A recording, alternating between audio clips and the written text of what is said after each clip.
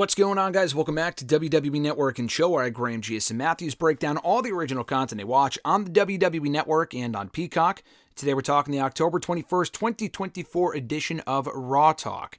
Megan Morant and Sam Roberts in the studio per usual. They open up the episode recapping the ending to the show with Braun Breaker beating Jey Uso to regain the Intercontinental Championship. They also replay the opening segment with Bronson Reed and Seth Rollins brawling to start the show, which was very well done. They hype up Seth Rollins versus Bronson Reed at Crown Jewel. I love the fact they're doing that match at the pay-per-view and not on Raw. That is very typical of WWE nowadays, to have like a big match or a big like upper mid-card feud and then relegate it to Raw or SmackDown, which makes those shows feel more must-see, which is great, but adding them to the pay-per-views is also, you got to do that once in a while as well, so I like that a lot. They replay the New Day beating AOP in that tag team tournament qualifying match to qualify for next week's number one contenders match. And not only that, but the Wyatt Six coming out afterward and attacking the Final Testament when they attempted to attack R-Truth with the help of The Miz. We catch up with The Miz backstage. He tries to run away. He's packing up his shit in the locker room, and Karrion Kross says, "Not so fast. You're in with this. You're in this with us. And you may think that you're not, but listen, Paul Ellering, one of our guys, took a fucking bullet for you out there. We need to have a conversation. You're either going through us or you're going through them." That being the Wyatt Six. So we're going to have a conversation. So I assume we're probably going to get like a 4-on-4 tag one of these days. Probably like individual matches as well. But I would think we're probably at some point going to get Final Testament and Miz versus all of the Wyatt Six. And maybe even 5-on-5 if you include Scarlett and Nikki Cross. They replay the other World Tag Team Tournament matchup with the LWO's Rey Mysterio and Dragon Lee knocking off the Creed brothers to qualify for next week's number one contenders triple threat tag team match. They hype up that matchup also involving the War Raiders, who we saw qualify last week. We hear from American Made backstage, and Chad Gable says they're constantly outnumbered, whether it's the Wyatt Six, whether it's LWO as seen on Raw. The company has a problem with cowardice, he says, and he calls out specifically Rey Mysterio and Zelina Vega.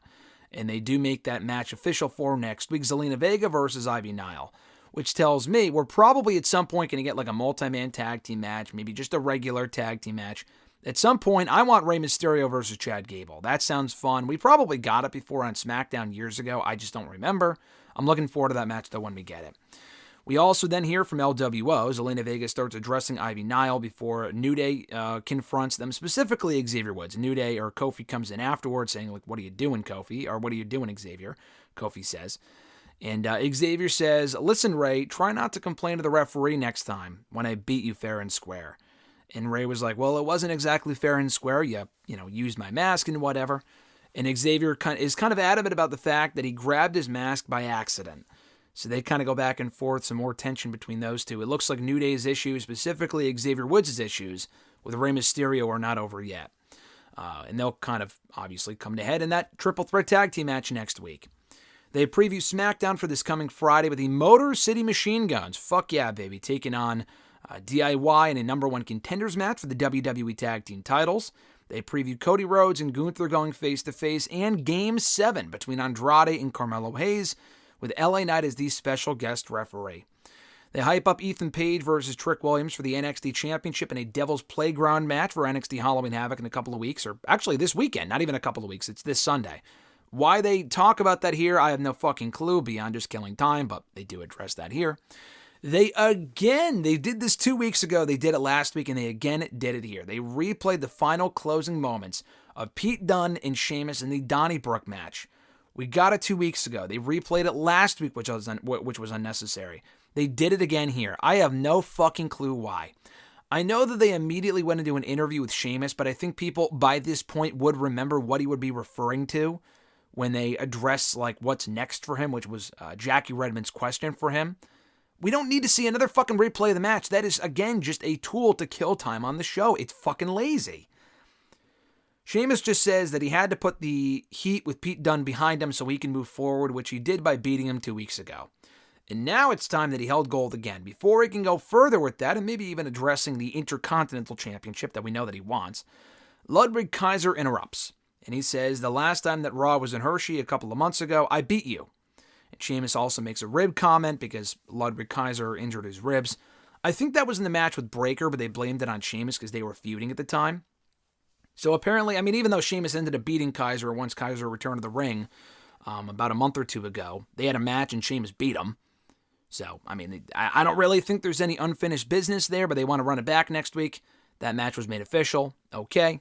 They replay the War Raiders vignette that aired during Raw. They hype up Liv Morgan and Nia Jax one-on-one for the Women's Crown Jewel Championship at Crown Jewel.